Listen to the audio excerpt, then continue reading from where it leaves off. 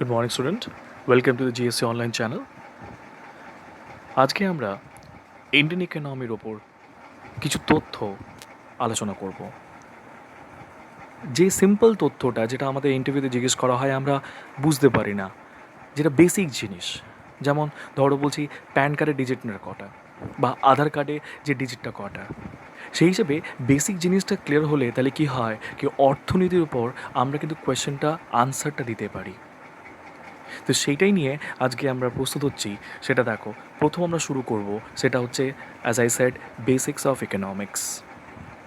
তো basis of ইকোনমিক্সের প্রথম জিনিসটা তোমরা সবাই জানো, যেটা হচ্ছে ইকোনমিক্সে যে স্কুলগুলো আগে প্রথমে ভাগ করতে হবে। কেন কি অর্থনৈতিক যে নাকি মানুষেরা বলতে আমাদের ইকোনমিস্টরা যেখান থেকে শুরু হলো আমাদের ইকোনমিক্স, সেই ইকোনমিক্স থেকে টিল ডেট আজকে আমাদের দেশটা টিকে আছে তার ওপরই।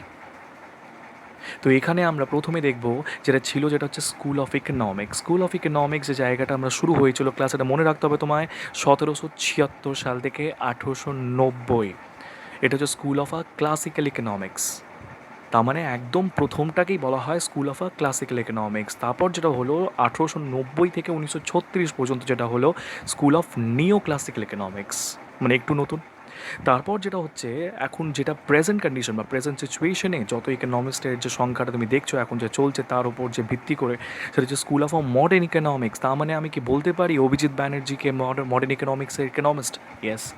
তাহলে সেই হিসেবে আমরা কিন্তু আগে প্রথমে শিখবো তিনটে জিনিসটা, যেটা হচ্ছে school of uh classical economics, তারপর school of uh neo classical, তারপর স্কুল অফ আ মডার্ন। তারপর যেটা দেখবো স্কুল অফ আ ক্লাসিক্যাল ইকোনমিক্সে প্রথম যে ইকোনমিক্সের নামটা আই থিঙ্ক তোমরা সবাই জানো, অ্যাডাম স্মিথ। এবার যে অ্যাডাম স্মিথ আমরা সবাই জানি father of the classical economics. Class again আমি রিপিট করছি, ক্লাসিক্যাল ইকোনমিক্সে সেটা হচ্ছে কবে ছিল, সেটা হচ্ছে আমাদের 1776 সাল থেকে 1890 পর্যন্ত, মানে ক্লাসিক্যাল ইকোনমিক্সের ফাদার উনি ছিলেন। এবার যেহেতু উনি যে এনসেন্ট গ্রিনসে বলতে গেলে স্টাডি করেছেন, মানে গ্রিক যে ল্যাঙ্গুয়েজটা যেটা আমরা এখানে দেখতে পাচ্ছি, গ্রিক ল্যাঙ্গুয়েজ ক্লাস, তাহলে এখানে প্রশ্ন জিজ্ঞেস করতে পারে কি ইকোনমিক যে শব্দটা ড্রাইভ কোত্থেকে হয়েছে, তাহলে কি বলবে? Greek language. এবার যেন ওনার প্রথম যে বই যে জায়গাটা আমি দেখে নেবো, ওয়েলথ অফ নেশন। তো ক্লাস ওয়েলথ অফ নেশন যে এখানে আমরা দেখে দিই, ওয়েলথ অফ নেশনে যে বইটা লেখা হয়েছিল কবে, 1776 সালে। এখান থেকে একটা প্রশ্ন আসে কি ওয়েলথ অফ নেশন বইটা বলতে গেলে কার দ্বারা লেখা, তাহলে কি বলবে? যেটা হচ্ছে অ্যাডাম স্মিথ, 1776 সালে। এবার উনি যে সাপোর্ট করতেন সেটা হচ্ছে কোন ইকোনমিকে? Capitalist economy. ক্লাস একটু মনে রাখবে, ক্যাপিটালিস্ট ইকোনমি মানেটা কি? যেখানে কন্ট্রোলটা হয় শুধু ইন্ডিভিজুয়াল দ্বারা, অথচ কিন্তু কার দ্বারা? প্রাইভেট দ্বারা। তাহলে এই জায়গায় উনি একটা কনসেপ্ট তৈরি করেছিলেন, কনসেপ্টের নামটা হচ্ছে লিজাস ফেয়ার। দেখতেই পাচ্ছ এখানে লাস্ট লাইন লেখা আছে লিজাস ফেয়ার। তো ক্লাস এই লিজেস ব্যাপারটা কি? লিজেস ফেয়ার যেহেতু শব্দটা তুমি বুঝতে পারছো গ্রিক ল্যাঙ্গুয়েজে লেখা আছে, তাহলে এই লিজেস ফেয়ারের নামটা আমি ইনকেস এটাকে ভাঙি, তাহলে লিজেস মানে হচ্ছে প্রায় ফ্রি মার্কেট। লিজেস মানে হচ্ছে ফ্রি, অ্যান্ড ফেয়ার মানে হচ্ছে that is policy, that is free market policy. তার মানে ফ্রিটা কি? যেখানে একদমই প্রাইভেট কন্ট্রোল ব্যাপারটা থাকে। তো উনি সাপোর্ট করতেন ক্যাপিটালিস্ট ইকোনমিকে। বোঝা গেল? তো আবার একটা প্রশ্ন এখানে হয়ে যাক কি লিজেস ফেয়ার ডেভেলপ বাই হোম, তাহলে উত্তরটা কী হবে? Of course Adam Smith. এবার নেক্সটটা আসি, তাহলে এনার বলতে যে ট্যাক্সের ব্যাপারটা যেটা আমরা আজকে বুঝতে পারছি কি ট্যাক্স সিস্টেমটা যেটার উপর সরকার রেভিনিউ কালেকশনটা করে, এই ট্যাক্সের ব্যাপারটা উনি বলে দিয়েছিলেন। এই যে আমাদের অ্যাডাম স্মিথ যে ইনি কি বলেছিলেন যে ট্যাক্সের সিস্টেমটা নিয়ে, সেটাকে আমরা কি বলে থাকি? That is canon of taxation. কি বলবো? Canon of taxation. তাহলে এই ক্যানন ট্যাক্সেশনের মধ্যে ফার্স্ট ফোরমোস্ট আমরা চারটে দেখব। এরকম তো অনেক আছে, কিন্তু বেসিকটা আমরা চারটে দেখে নেব। তা চারটে ব্যাপারটা আমরা যখন দেখি, তাহলে প্রথমটা হচ্ছে canon of certainty. Class canon of certainty এক ভাষায় বোঝো, তুমি যে ট্যাক্সটা দিচ্ছ সেটা কত দিচ্ছ সেটা তোমার দেখার রাইট হওয়া উচিত। তো সেই সিস্টেমটাকে আমরা ক্যানন অফ সার্টেনটি বলি, যেটা আমরা কি নিচে লিখেছি রাখো, how much tax to pay. তারপর আসি ক্যানন অফ কনভিনিয়েন্স। কনভিনিয়েন্স মানে বুঝতে পারছো তোমার পারমিশন ছাড়া সরকার তোমার ওপর কখনো ট্যাক্স চাপাবে না। তার মানে তুমি যখন অব্দি হাঁ বলবে না, সরকার বলতে গেলে নেবেই না ট্যাক্স। তারপর যেটা হচ্ছে ক্যানন অফ ইকোনমি। তো ক্লাস ইকোনমি হিসেবে দেখি, তাহলে এই যে জায়গাটা যেটা বলা হয়েছে minimum tax and maximum revenue, তার মানে বলতে গেলে ট্যাক্সটা যেন কম থাক, অ্যান্ড সরকারি যে রেভিনিউ কালেকশন যে ট্যাক্স থেকে আসে সেটা বেশি হোক। এমনটাই শব্দ একটাকে আমরা কিছুটা বলি, সেটা হচ্ছে fiscal drag. Class fiscal drag মানেটা কি? ফিসক্যাল ড্র্যাগ মানে হচ্ছে ম্যাক্সিমাম বলতে গেলে revenue of the government increases, অথচ ট্যাক্স রেট কিন্তু চেঞ্জ হয় না। এই ফিসক্যাল ড্র্যাগ মানেটা হচ্ছে আমি কি বললাম, যেখানে আমাদের government revenue collection from the tax increase হয়ে থাকে, অথচ কিন্তু ট্যাক্স রেট চেঞ্জ হয় না। তো সেই জায়গাটা আমি বলি, তাহলে এখন যে ক্যান অফ ইকোনমি সেটা হতে পারে এই বেস করেই চলছে। কেন কি সরকার কখনো কিন্তু তোমার এই যে পুয়ার ক্লাস থেকে শুরু করে মিডল ক্লাস পর্যন্ত এদের মধ্যে ট্যাক্স রেটটা কম থাকে, যেই যে আমাদের বড় লোকের রিচ পিপলরা হয় তার উপরে ইনকাম হিসেবে কী হবে, ট্যাক্সও বাড়বে।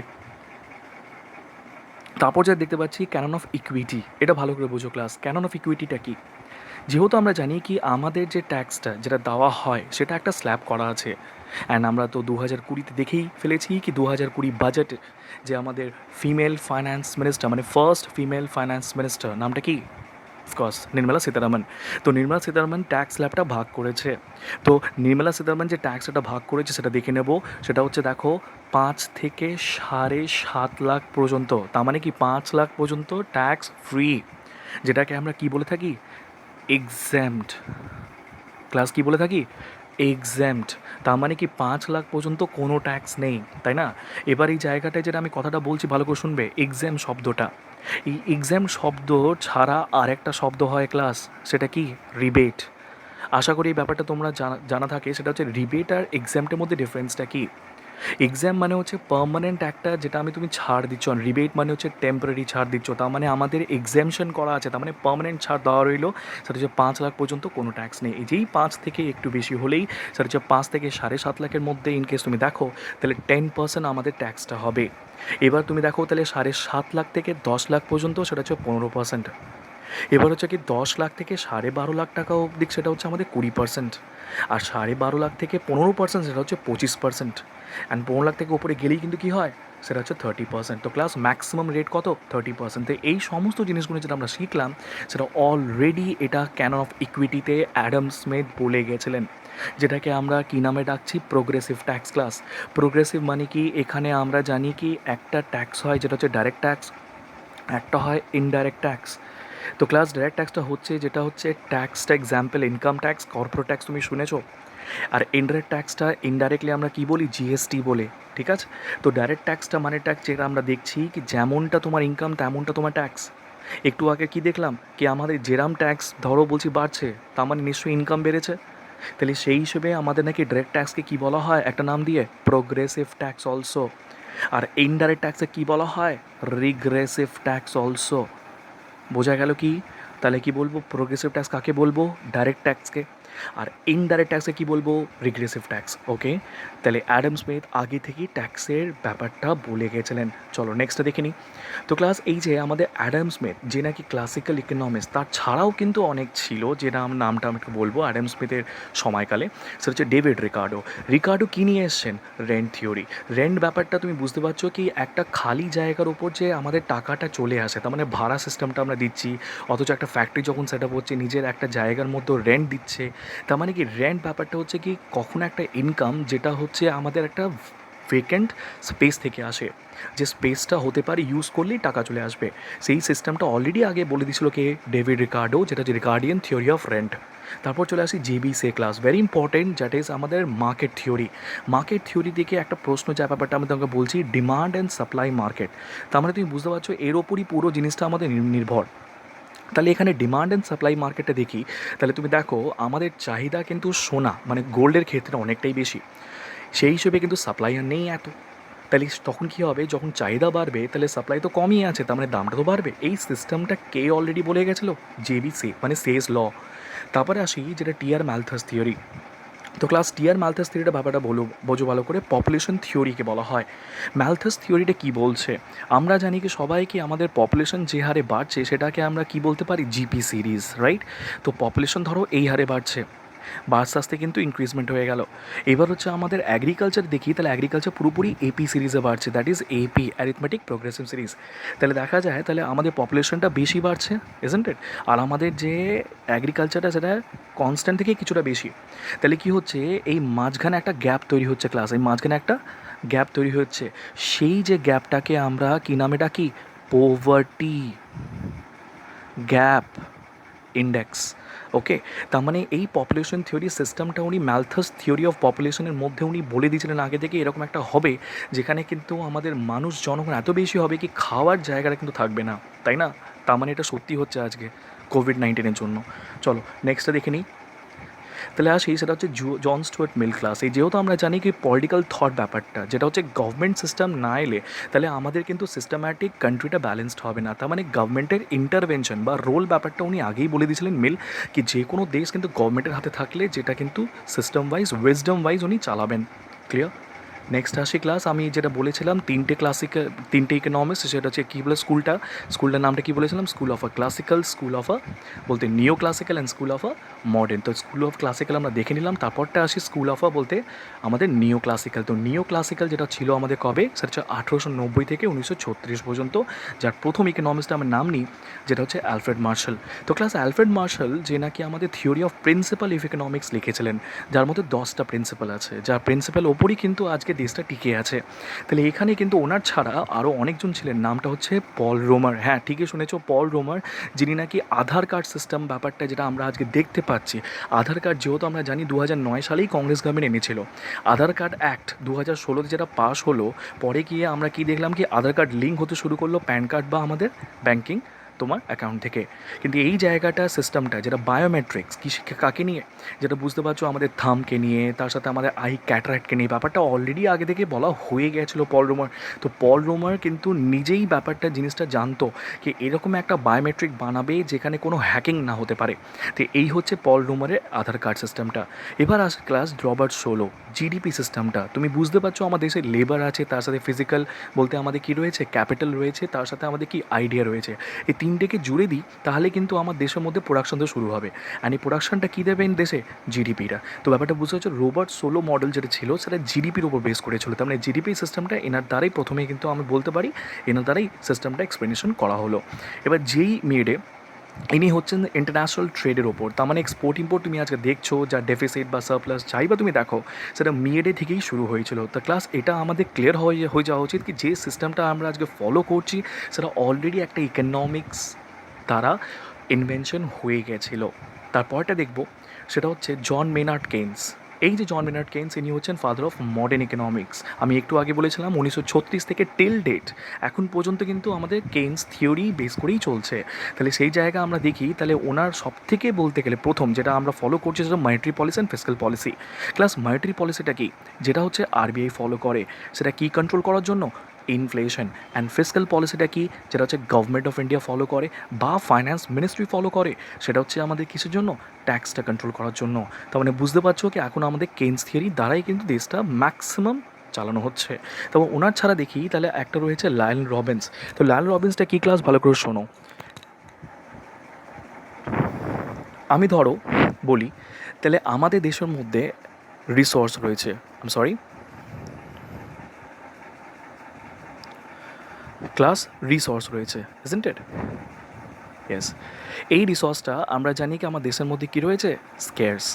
স্কের্স মানে কি, কমে যাওয়া। তার মানে আমার দেশের রিসোর্সটা যেটা হচ্ছে ল্যান্ড, লেবার, ক্যাপিটাল বা আমাদের যত সব প্রোডাকশন হচ্ছে রিসোর্সের ক্ষেত্রে অ্যাগ্রিকালচার, এই সমস্তটা লিমিটেশন রয়েছে।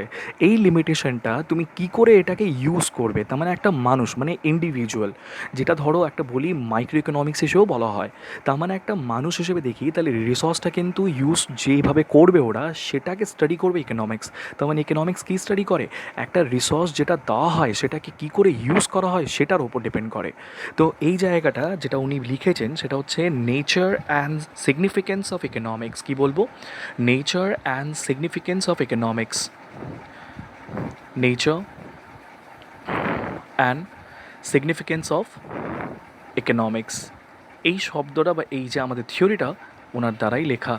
তার মানে একটা হিউম্যান ওয়ান্ট, তার মানে একটা মানুষের একটা চাহিদা, সেটা কীভাবে ডিপেন্ড করে লিমিটেড রিসোর্সের ওপর, সেটাকে আমরা ধরো দেখাচ্ছি কোথায়, নেচার অ্যান্ড সিগনিফিকেন্সের ওপর। এবার আসি ব্যাক টু, সেটা হচ্ছে আমাদের জ্যাকব ভাইনার। ক্লাস জ্যাকব ভাইনার ব্যাপারটা কি একটু দেখে নেব। জ্যাকব ভাইনার যে নাকি একটা বই লিখেছেন, সেটা হচ্ছে আমি তোমার দেখাচ্ছি, সেটা বইয়ের নামটা হচ্ছে, তুমি দেখে নাও, ইকোনমিক্স is what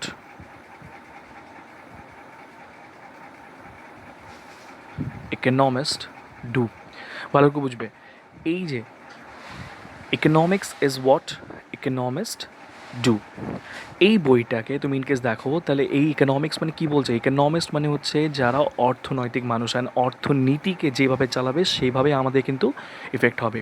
তাহলে এই জিনিসটাকে রিএডিট করেছিল সেই কে, তার মানে জ্যাকব ভাইনার যে নাকি থিওরিটা লিখেছিলেন সেটাকে রিএডিট, মানে এই থিওরিটাকে রিএডিট কে করেছিল, তো রিএডিট করেছিল সেটা হচ্ছে কি আমাদের রঘুরাম রাজন, যিনি নাকি কি 23তম গভর্নর অফ আরবিআই।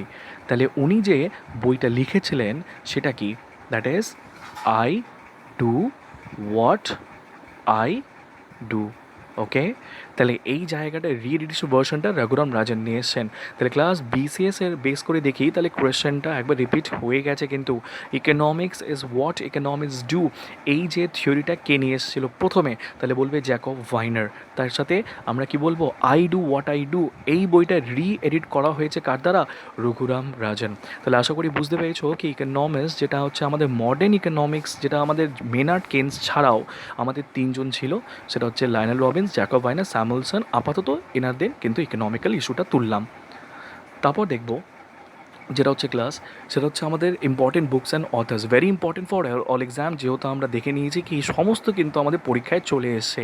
তাহলে একটু তোমায় মনে রাখতে হবে, সেটা হচ্ছে general theory of employment interest, যেটা লেখা হয়েছে জন মেনার্ড কেইন্স, আমি একটু আগে বলেছিলাম ফাদার অফ মডার্ন ইকোনমিক্স। তারপর development house of freedom Amartya Sen দ্বারা, ক্যাপিটালিজম অ্যান্ড ফ্রিডম ব্যাপারটা নিয়ে, argumentative India rise and fall of nation Ruchi Sharma, foundation of economic analysis Samuelson, and nature and significance একটু আগে বলেছিলাম, দ্যাট ইজ রবিন্স দ্বারা লেখা হয়েছে।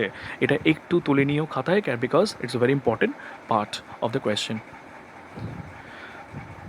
ক্লাস নেক্সটটা আসি, সেটা হচ্ছে আরও কিছুটা দেখে নেবো, সেটা হচ্ছে an enquiry into nature and cause of wealth of nation, এটাও কিন্তু আমরা একটু আগে বলেছিলাম যেটা অ্যাডাম স্মিথ দ্বারাই লেখা হয়েছে।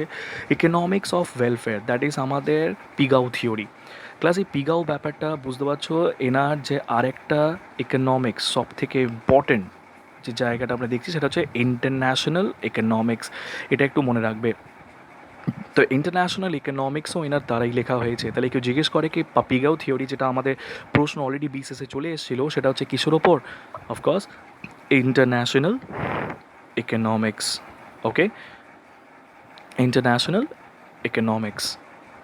চলো নেক্সটটা দেখে নিই, সেটা হচ্ছে value and capital. Value and capital যেটা জিআর হিগস দ্বারা এসছে ক্লাস, এই জিআর হিগসের আরেকটা থিওরি ইনকেস তুমি বলো, সেটা হচ্ছে ক্যাপিটাল অ্যান্ড গ্রোথ।